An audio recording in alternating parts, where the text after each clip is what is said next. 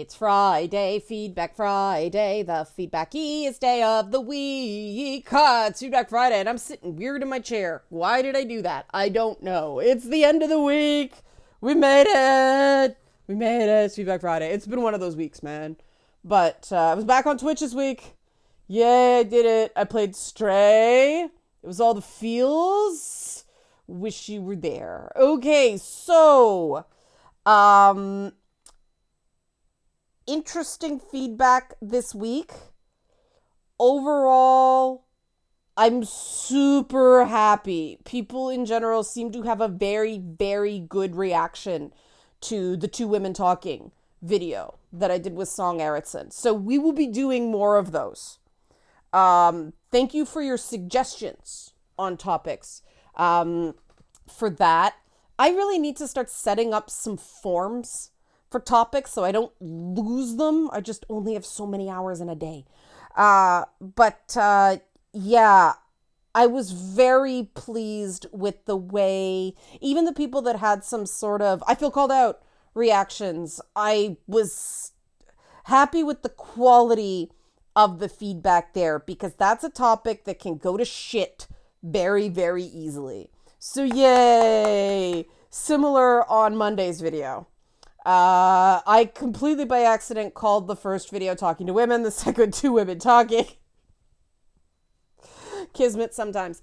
But before we get into the comments, I am running out of steam. Help support this channel. Become a monthly patron. Patreon.com/LeannaK, or buy a one-time Leanna Care session for someone who can use it but can't afford it. Coffee.com/LeannaK. Okay, so we're going to start on the Mary Sue video comments. And I pulled some that, like I said, I like to reward comments that add to the dialogue as opposed to just disagree, you know? So that's how I selected the comments I did. And they're fairly long, but they were also quite dense and interesting.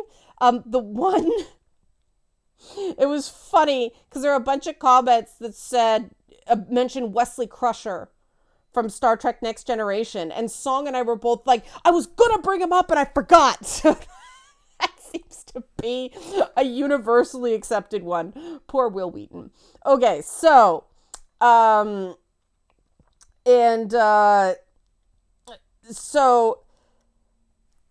I'm gonna read the whole thing because I tried to cut this one down, but it's too hard to excise without losing some of the point. I started writing in forum roleplay, and that's how I first encountered the term and concept of Mary Sue, usually thrown at any character, male or female, someone else considered too good, with litmus tests thrown around that score your character based on stuff, whether the name is Raven or Hunter. And I knew from the outset that I didn't like these rules and found them creatively very limiting. But it took me a while to put my finger on what the problem was. And then I started running very popular major characters through the test and realized Superman isn't Mary Sue by these rules. Batman is. Captain America, Harry Potter, Luke Skywalker. Really any stereotypical hero's journey character or superhero is. If you create a story with a generally high level of power, superhero universes, battle, shonen, pseudo-mythology, half the characters will fail the litmus tests. And the big epiphany I had from that was that Mary Sue has to be contextual to be a valid argument. A Mary Sue isn't a character who's above a certain threshold of coolness. It's a character who always has to be cooler than thou. The more betterer character, I love that, the more betterer character who eats the plot and leaves everybody else in the dust like they're suddenly useless because the Sue doesn't have a niche or specific role in the story where they shine. They're the best at everything, or close to it. The obvious author pet or an RP god modding character who's designed to always win and no-sells everything. And a character who's a blatant and outrageous Mary Sue in one story might not be if transplanted into another. Homelander is overpowered in his home setting, tantamount to a god, but put him in the MCU and he'd be just another mid-tier. Same for Rey. Everything she does, there's an X-Men who can do it better. I'm going to remember that one. Can an X-Men do it better? As in so many things, context is king, and that's, in my opinion, the most important thing to consider before you call someone a Sue. Whether they're balanced in their story, or if they're not, if the imbalance serves the plot in some way. The boys would have no story if Homelander weren't overpowered, rather than just existing to make the character look good. Also, if you plan to continue these dialogues, which you totally should, this is great, and you're still undecided on the name, can I suggest the trope tomboy and girly girl? I've always wanted to be a Tom. All right. Thanks, comment. Another one. Speaking as someone who was a casual Twilight viewer in the 2000s, neither a huge fan nor a huge detractor, the statements that Bella is somehow a Mary Sue really just play up the a character you don't like crutch. Despite the claims that she has no character or no personality, someone else pointed out that she does indeed. She's specifically a shy, introverted girl who prefers to read and get lost in the classics like Wuthering Heights and Jane Austen novels. Everyone in Forks thinks she's interesting because it's a small town where nothing exciting happens, and a pretty girl moving there is news, especially from somewhere like Arizona that seems exotic. Bella doesn't believe herself to be interesting or pretty because she didn't fit in back in Arizona. Everyone else there was blonde, tanned, and graceful, while she was brunette, pale, and clumsy. And female protagonists in literature not believing themselves to be beautiful because they don't match the mainstream standards has been around since the 1800s. Lizzie Bennet of Pride and Prejudice is pretty, but is often compared to her more perfect older sister Jane, and part of the reason Jane is considered such a beauty is that she's so nice and kind that people flock to her, while Lizzie's social skills aren't as good. Sarah Crewe of A Little Princess insists she's ugly because she's got dark coloring where it's more fashionable to be fair and blonde, and the narration assures us she's prettier than she thinks. Bella's self-esteem is also quite low because she's used to parenting herself, and even then the backstory isn't super tragic. Her mother just isn't cut out to be a parent, and Bella happily moves in with Charlie so her mother and stepfather could travel, and Charlie is so used to being alone that Bella plays to parent herself again. Even Bella being vanilla in terms of characterization while surrounded by more colorful characters is a trope that's been around for ages. Dorothy of the Wizard of Oz is the average human girl there to experience a spectacular fantasy world full of more colorful characters. Charlie of Charlie and the Chocolate Factory is the well-behaved foil to the four bratty children. Alice of Alice's Adventures in Wonderland is both of the above. The other characters' attitudes towards her are underway too much scrutiny. Rosalie has clear reason to dislike her. She resents that Bella wants to become a vampire when she's had this life forced on her. Edward finds her interesting because he can't read her mind like everyone else. Alice likes her because she can see the future when she and Bella will be good friends. That's not to say Twilight is completely excused from bad or questionable writing, especially with how the romance is developed. But the argument that Bella is a Mary Sue seems wildly inconsistent since she often has to be saved from danger by other characters and gets so broken by her and Edward's breakup that she goes into a borderline suicidal depression for a year. A Sue would likely just have this as a backstory, whereas New Moon spreads a chunk of the story actually portraying it and how these flaws affect everyone around her. TLDR, she was just a character a lot of people didn't like, and those people had to find a way to justify their hatred of a popular thing. That was a really good essay, commenter.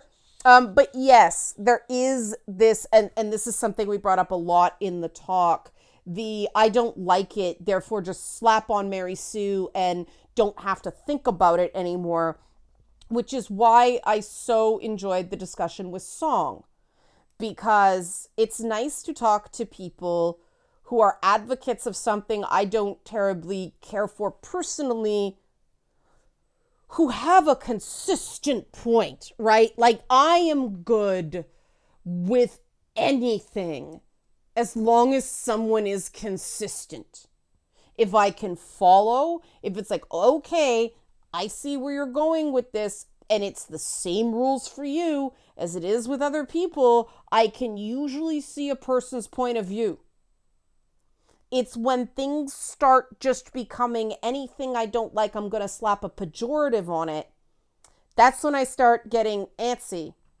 It's what, and it was interdisciplinary women's studies that really gave me an allergy to this because, you know, I was taking English Lit and anthropology at the time, both of which have really strict rules about what you're allowed to do and what you're not allowed to do. And then I was taking, you know, a women's studies course, which was all over the place. And I'm like, wait a minute. Like, this is university and there are different rules in every fucking subject. At least they're consistent. And oh my God, taking the same book. I deliberately, because I was an English major, deliberately lined up my courses so I only had to read one book as opposed to 3 books. Because, oh my God, all the reading. I didn't want to get sick of reading. I still got sick of reading. But, you know, taking Frankenstein in an English lit course, a humanities course, and then a women's studies course, it's a completely different book, but it's the same book. And I'm sitting here going, galaxy brain, you know, but it really woke me up to how lazy some of these interdisciplinary approaches are. And so as long as someone is consistent, it's fun. And this is to segue into the talking to women, be interesting instead of right kind of thing. That's where it's so disappointing about the who would win in a fight discussions. Because we had one of those. It was very, very funny. A commenter on Twitch said, I'm selling the idea that Lois Lane could beat Homelander in a fight. And I'm like, I agree with you. But of course, our reasons were very, very different for why Lois Lane could beat Homelander. It was a fun conversation. Because I said, oh yeah, because he's like, that too. And I mean, his reasons were totally different. And it's just, it was done right because it was just a fun way to call back all the extreme silliness that happens to certain characters in the really, really long, rambling, stumbling, rebooted multiple times continuity of DC and Marvel Comics. Right? That's how it's done right. But so often, and this is what people seemed to not get, that it's not that it can never be done. It's just I was in so many situations where it just went so horribly wrong, and the guy was just so intent on schooling me that he came across as anger management-y and kind of psycho. And so I just didn't want that. And so I didn't participate in conversations as an icebreaker. You know, my preferred icebreakers is who's your favorite Batman villain or what character from The Boys are you? Those are my 2 favorites. If they've seen Arcane, okay, what Arcane character are you? Like, who's your favorite? Westworld's another good one, everything like that. But I was expecting pushback on any video involving dating. I was prepared for that. So I'm not going to complain about it.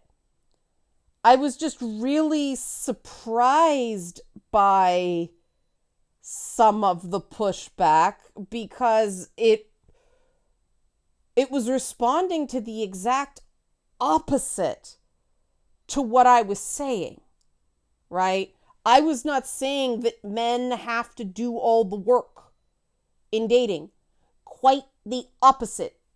I was saying, don't do all the work, sit back, engage, be interesting, find out about this person, and see if she's worth it, among other things.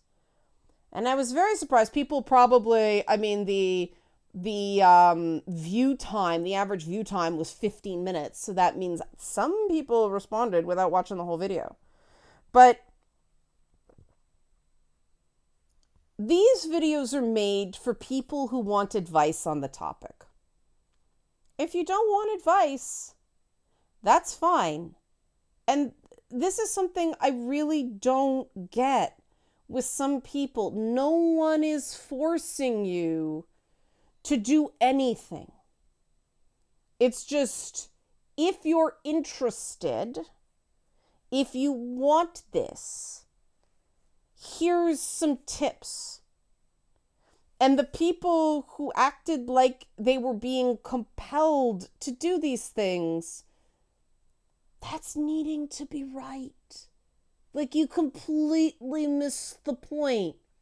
If you don't care about dating, great. You know, if you just want to sit around and wait for somebody to fall in your lap, literally or figuratively, great. This video is for other people. Let other people have their content without making it very clear you have issues with comprehension. Just saying. Like I said, I expected some pushback. I was just, when people get the exact opposite of what I'm saying, and a lot of people did get it. So it's like, okay, it wasn't that I missed the mark on this one. There's just so much bitterness in some people, and bitterness is a mind killer. So let's move on from there, because there were some really good comments. I thought this was an interesting pivot. I'll go on a limb and say it's better to be interested than interesting. Not the most revolutionary thought, judging from a quick Google search, but hey, this take on being interesting, that it's being able to articulate your thoughts and reasoning for them well and not use lazy words, is in and of itself interesting. But unfortunately, in situations like a forced date, where two people don't already know each other well, just taking the time to gather your thoughts and translate them to words can often take too long, and the other person is likely to make the first impression that you're boring, which is the worst possible outcome when you're trying to be interesting in the first place. To be interested, though, is just asking questions. Even if you're generally uninterested in the other person and their life story, you can at least find out if the other person is interested in what you're interested in, which may or may not build your interest in that person. See, I thought that whole ask questions thing was such common knowledge that, and like I said, this came out of a Leanna Cares video where someone said, you should make a video on that. Maybe that's not so common knowledge, but yeah, I mean, the reason just the whole just ask questions thing is starting to wear thin is just because it is so much common advice. And so, you know, women who sort of have those acute danger sensors finely tuned, I mean, it can come across as a little, I mean, everything can come across as rehearsed if it is rehearsed, right? But that one, people sort of know it's on the radar. So, yeah. But it was a good comment. I thought that was interesting. So another person said, so let me get this straight. There are people who think starting a fight about which superhero beats up the other is a way to start contact with girls. This sounds like something a writer on The Big Bang Theory made up. Well, I find that strangely fictitious. It may still be a better tactic than what I see men do, which is suppressing all their own character traits and trying to guess what the woman wants to hear. Yeah, that's what I was going for. Thank you, commenter. The bitter truth about that is guessing what a woman wants to hear in order to increase the get in her panties score only works in Japanese harem visual novels and Bioware RPGs, not on real people. Compared to that tactic, an aggressive confrontation about the Hulk fighting Super Saiyan SpongeBob shows some sense of memorable personality that it may even attract the very rare women that is into that. Yeah. Comment just made me laugh because it's so true. Like, yeah, that's why it's just I think it is important to express yourself. To me, I mean, I have a really not typical, no surprise, take on this stuff, which is it's better to get rejected early than waste your time. So I'm gonna be myself, and if someone can't stand me, bye-bye next. Because that's fine. Nobody is for everybody. You know, I'm not someone's cup of tea. This is actually coffee. But, you know, all right, fine. Not for me. I'm not for you. Next. That's efficient, right? Farting around and not showing who you really are because you just want to make anybody like you. Not my playbook. Take for what that is. I feel like people are too scared about showing themselves out of fear to look bad and undesirable. I think this is part of the same comment. Here's some advice for free. Life is not a US teen movie where the top cheerleader only accepts the all-perfect boyfriend. The older people get, the more they tend to accept their own weirdness and see the value of a complementary weird person. Yes, complementary, not equally. That's a really good... That's accurate. All right. Another comment. I know this is a different comment. PUAs, pickup artists, do use elements that are legitimate when checking for mate stability and compatibility. They're stopping at good enough for casual encounters because that's acceptable now. They're going for looks and compliance. They'll be gone before any of that resentment stuff comes into play. If it does turn out well, so be it.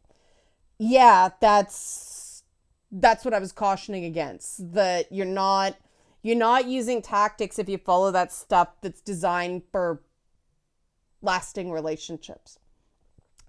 Women are guilty of the same with the bad boy, and I don't even know what this is. 666 things. I have no idea what that is. I admit, someone please explain it. I know what the bad boy is. I don't get the whole bad boy thing. Maybe because I tend to identify with that character. I don't know. But both sides cater to each other by playing up the parts of themselves that best fit those caricatures and suppress the rest. More care is put in by both sides in purchasing a car. Relationships are treated as rentals. That's a beautiful line, commenter. That's... relationships are treated as rentals. Well done. Somebody tell me what this... I should Google this 666 thing. I don't know. Does it have something to do with Satan? Beelzebub would like it. Okay. Okay, puppets. Yeah, I got time. Okay. This may be a question that has probably been answered somewhere else in another video, but I gotta ask, why do women always gotta be like a critic about other people, especially other women? Is that just a pack mentality thing? Oh...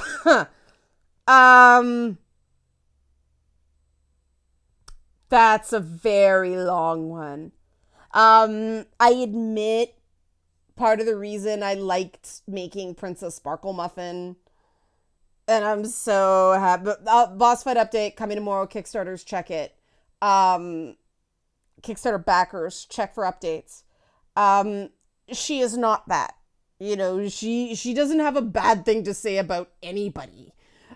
She tries to find the good in everybody, and I think that was a little bit of wish fulfillment about a girly girl that wasn't, like, trained to be dishonest and didn't even realize it. And there is this competitiveness, right? And it's got some really long roots socially. And the only way I can come at it is to tell a little like parable. I don't know if you've heard the cutting the end off the roast story. That a mother is teaching her daughter how to make a pot roast. She cuts the end off the roast, like just about that much. And the daughter says, "Why do you do that?"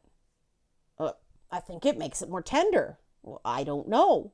So next time she sees her mother, she goes, "Ma, why do we cut the end off the roast?" And her mother says, "I did it because my mother did it." And so great grandma's still alive, right? And so the grandma says, "Mom, why do we, Booby, why do we cut the end off the roast?" "Because roast this big and pot this big." That makes me laugh because that's a lot of human behavior. We do certain things and don't ask why. And that catty female competitiveness is, I think, just one of those things that gets passed down. Because it comes from a time when your quality of life was based on, the pocketbook of the man you married. And so the competition for the richest guys who, hopefully was decent and wouldn't beat you or cheat on you too much and have too many illegitimate children, it was fierce. And when you think about that as it being connected to a standard of living, it makes sense. Now, some people still live that way, right? And that's why they have to be the most attractive of their friends. They have to get all the attention. And I don't think that's conscious. I think that's just training. kicking in, and a lot of people just stay on tracks of behavior and never really question them. They just replicate. But that's the best I can do, because I have never fucking understood that. It just... Just being honest. One person asked, I wonder if girls are taught dating skills growing up, besides the how to stay safe stuff, because I certainly wasn't. I think the commenter was male there.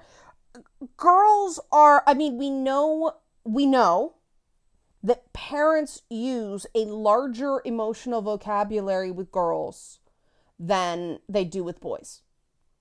They also nurture girls in the conventional sense more than they do boys. So that could be part of it. But girls also are, socially trained to be more conciliatory and accommodating with people. I remember I had this meeting with this publicist, and I don't even remember the question I asked her, but I was thinking of, hiring her to do some PR work for me. And I said, how do we do this? How do we do this? And like, this is an issue I've had in a while. And she looked right at me and goes, well, make them like you, you cow. I did not hire her. But, that's sort of the message that women send to other women. Make them like you, you cow. Yeah. Why she thought it was endearing to call me a cow. I'm clearly a cat person. I don't know. But, if that's the way a publicist is talking to my face, I really kind of don't want her representing me. But yeah, true story. Women in general are focused on more. Men are given the concept of you can get by on merit. You can be useful. Women are not given the same, if the women don't find you handsome, you can still find you handy. Was that right, Green? Maybe. But women are given this different thing. And part of it is sort of the mean girls thing. Part of it is survival, but part of it is, make boys like you. So, yeah, in a way, it's sort of in the social soup.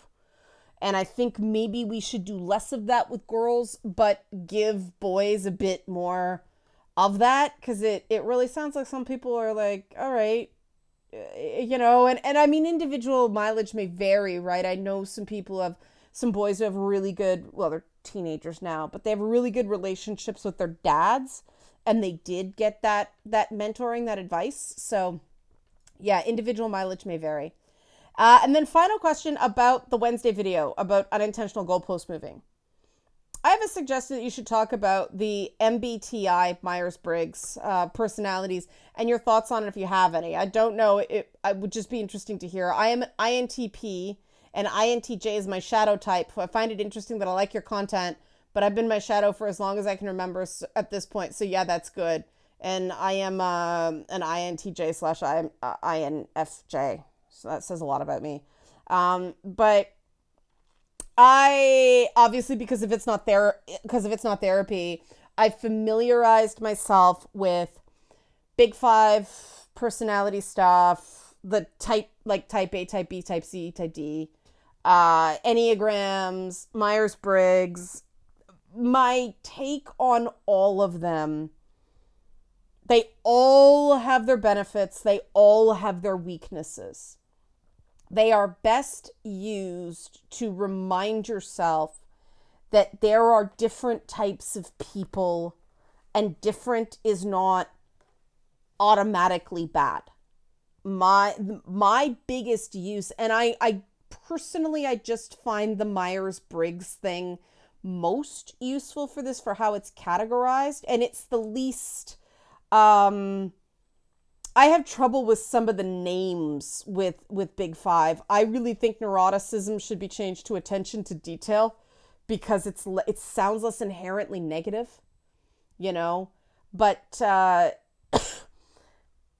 I find it most useful in reminding myself, because I am very INTJ, INFJ, very systemized. I got to let things breathe. And the shift from the T to the F happened because I started letting things breathe. It used to be solidly INTJ. And the more I started letting conversations breathe, letting people not be such straight lines, you know, giving things a little bit more time, focusing on quality instead of efficiency, I started getting that feeling element. And that's very important to managing teams. I think, you know, whichever one helps you understand yourself better is great. But obviously, these types are not any sort of formal diagnosis or set in stone. They are interesting tools where you can go, all right, so you are the same as me this way. You are different from me this way. This is good to keep in mind. Both with setting expectations and then communication styles. That's how I find it very helpful.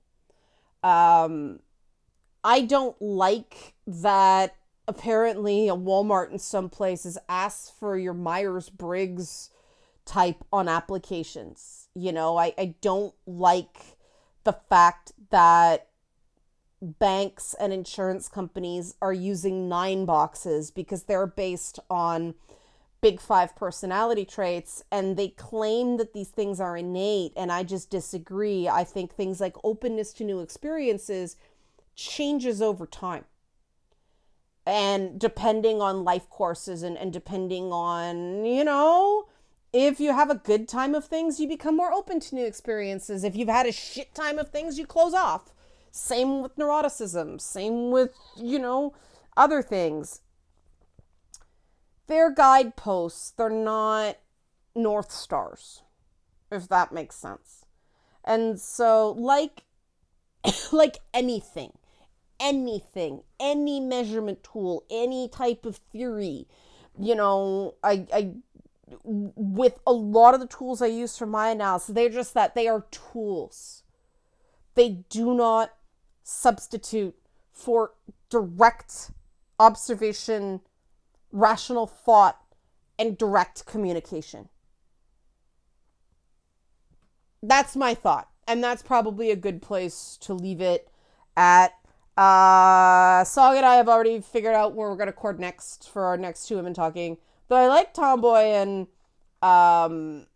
maybe we should do, I don't know, I'll talk to Song, see if Tomboy and Girly Girl, we'll see what people think about the name. Anyway, I've gone on too long. Have a great weekend. Help support this channel. Become a monthly patron. Patreon.com/LeannaK. Or buy a one-time Leanna Care session for someone who can use it but can't afford it. Coffee.com/LeannaK. Like I said, thanks for your feedback. Have a great weekend.